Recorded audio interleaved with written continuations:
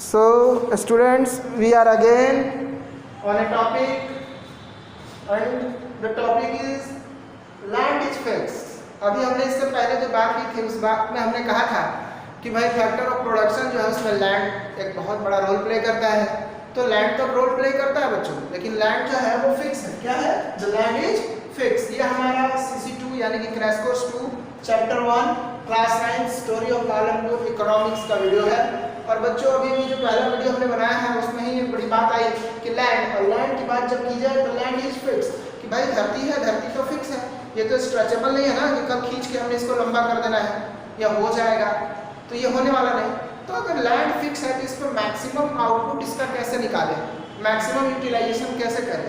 तो इस मैक्सिमम को लेके जो है हमने किया है क्या कि इसी जगह पे, इसी लैंड पे हमको प्रोडक्शन इंक्रीज करना होगा। और तो वो कैसे होगा?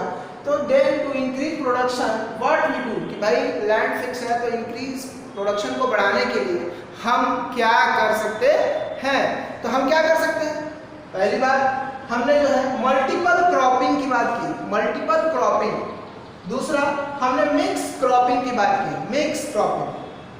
अब मल्टीपल क्रॉपिंग कर रहा है, मिक्स क्रॉपिंग कर रहा है, लेकिन प्रोडक्शन में बहुत बदलाव नहीं आ रहा है। पुराने पेस्टिसाइड, पुराने जो तरीके हैं वो यूज कर रहे हैं, ट्रेडिशनल वे यूज कर रहे हैं, खाद नहीं है, उसके जगह पर गोबर डाल रहे हैं। तो ये जो हमारा ऑर्गेनिक फार्मिंग जैसा हाल है वो है। प्रोडक्शन इंक्रीज हुआ है लेकिन बहुत छोटा सा लिटिल चेंज आया है, लेकिन उस चेंज से होने वाला है नहीं कुछ। उस चीज को और बड़ा करना, और बड़ा करना, और करने का काम जो है लिया जा रहा है, क्योंकि जो हमारे लोग हैं वो मर रहे हैं भूख से। आपको अच्छे से याद हो तो भारत में जो आकार आया था वो 1943, जिसमें लगभग 30 लाख लोग बंगाल में मरे थे। बंगाल का आकार नाम है। इसको जब आप सुनेंगे तो आपको आश्चर्य होगा कि लोग मर रहे थे और रीजन कुछ नहीं था। उस समय कोरोना नहीं था, कोरोना नहीं था बच्चों, उस समय एक चीज थी, भूख। उस दिन भी यही हाल था, वो मर रहा था, वो मर रहा था, बगल वाला मर रहा था, आगे वाला मर रहा था, पीछे वाला मर रहा था, हर लोग मर रहे थे बंगाल में। और कोई किसी को बचा नहीं पा रहा था, क्योंकि बचाने के लिए भोजन चाहिए और वो खाना नहीं था, अनाज नहीं था, भूख से लोग मर रहे थे। आज तो हम मर रहे हैं तो इसके पीछे बीमारी है, ये पैंडेमिक हो गया, लेकिन उस समय पैंडेमिक नहीं था, उस समय भूख थी। तो ये भूख को मिटाए कैसे, अनाज को ज्यादा से ज्यादा कैसे करें? तो हमने किया मल्टीपल क्रॉपिंग, मल्टीपल के बाद मिक्स क्रॉपिंग। लेकिन बच्चों मिक्स और मल्टीपल से बहुत चेंज नहीं आया। तो अभी हम समझते हैं कि मल्टीपल क्रॉपिंग क्या होता है। तो मल्टीपल क्रॉपिंग, एक ही लैंड पे एक के बाद एक, 2-3 पौधों को जब हम ग्रो करते हैं, व्हेन more than two या one plant are grow after an interval of time during a year is called multi cropping। कि भाई जमीन वही है लेकिन इसी जमीन पे एक से ज्यादा बार एक साल में एग्रीकल्चर करते हैं। जैसे शुरू में हम पैडी लगाते हैं जो हमारा खरीफ फसल है, उसके बाद जो है 4-5 महीने में उसको निकाल देते हैं, बाद में उसी जमीन पे हम फिर से वीट लगा देते हैं जो कि एक रबी फसल है। तो एक ही लैंड का यूटिलाइजेशन कितने बार किया? 2 टाइम्स। एक बार उस पर रबी की फसल लगाई, दूसरी बार जो है उस पर खरीफ लगाया, एक बार जो है हमने गेहूं लगाया, दूसरी बार जो है हमने चावल लगाया, यानी मैक्सिमम यूटिलाइजेशन किया। दूसरा mix cropping, there are lots of land, they can not be used multiple time.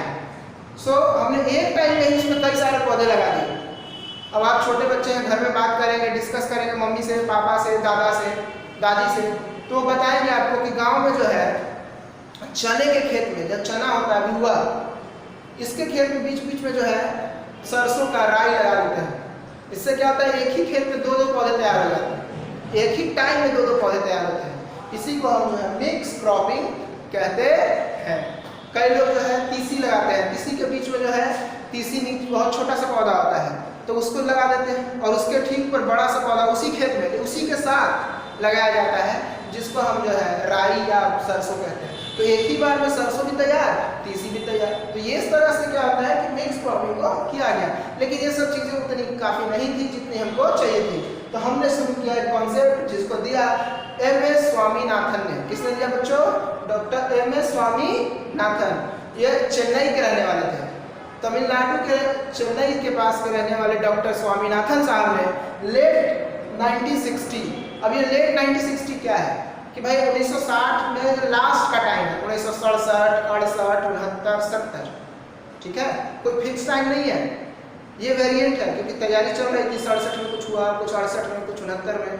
तो लेट 1960 में एमएस स्वामीनाथन ने ग्रीन रिवॉल्यूशन का कॉन्सेप्ट दिया, जिससे हमारे देश में एग्रीकल्चर का जो प्रोडक्शन था वो 1300 पर KG per hectare, 1300 KG per hectare से बढ़कर 3200 केजी पर हेक्टेयर हो गया। बच्चों लगभग जो है 4 गुना, 3.5 गुना, 4 गुना, ठीक है, सॉरी 2.5 गुना, लगभग 2.5 गुना बच्चों, 2.5 गुना इंक्रीमेंट हो गया।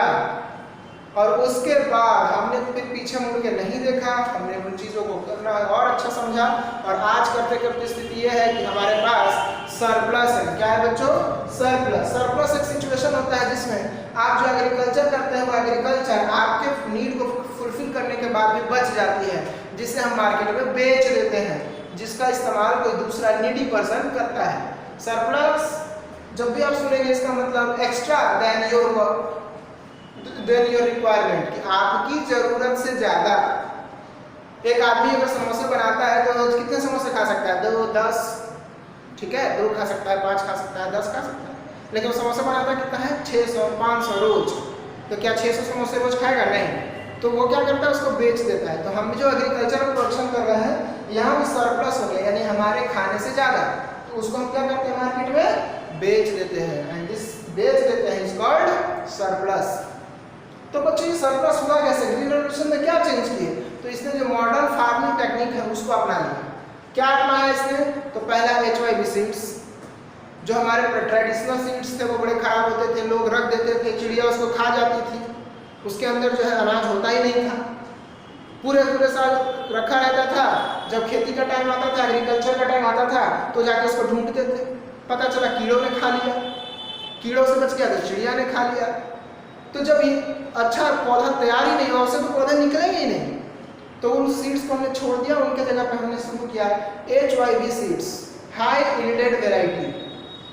दूसरा, हमारे यहाँ पेस्टिसाइड्स नहीं थे, गांव के लोग जो वेस्टेज है जलने के बाद जो राख होती है उसी को छिड़काव करते थे, उससे कुछ होता नहीं था।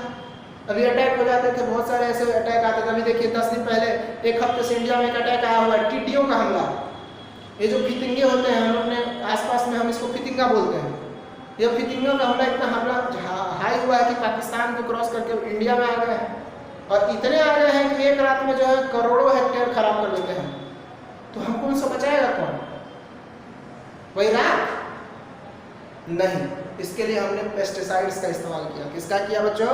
पेस्टिसाइड्स का। पेस्टिसाइड्स के बाद एग्रीकल्चर को और बड़ा करने के लिए हमारे पास गाय का गोबर था, तो गाय का गोबर जो है डिकम्पोज होने में 2-3 साल लग जाते हैं। तो क्या उससे हुआ? नहीं। तो हमने क्या यूज़ किया? फर्टिलाइजर। उसके बाद हमारे पास होत है, हल, बैल, इनका वर्किंग पावर कम था। आज हमारे पास ट्रैक्टर है, ट्रैक्टर भी जो है मॉडर्न टाइप के आ रहे हैं। पहले सिर्फ ट्रैक्टर होते थे, नॉर्मल एग्रीकल्चर होता था, अभी तो ट्रैक्टर के अंदर ही जो है पता नहीं कौन से वो इक्विपमेंट लगे आते हैं, वो जो है मिट्टी को पूरा निकाल के बहुत ज़्यादा रोल आउट कर देता है, मिट्टी को इतनी बार घुमाता है कि आप रोलर। तो उससे क्या है कि मिट्टी में जो है एयर जाता है, एयर जाने से क्या है? नाइट्रेट बढ़ता है, यानी कि उसकी फर्टिलिटी अपने आप इंक्रीज कर जाती है। तो ये सब चीज़ें आ गई, और इन्हीं सब चीज़ों के चलते आज जो हमारा प्रोडक्शन है वो इस स्टेज में आया है कि इंडिया 2004 से एक फूड सिक्योर कंट्री बन चुका है। तो बच्चों ये तो हमारा CC2 अभी हमारा चैप्टर कंप्लीट होता है। अब आप लोग जो है एक अच्छे बच्चे की तरह और सारे नोट्स बनाइए, ठीक है? Thank you.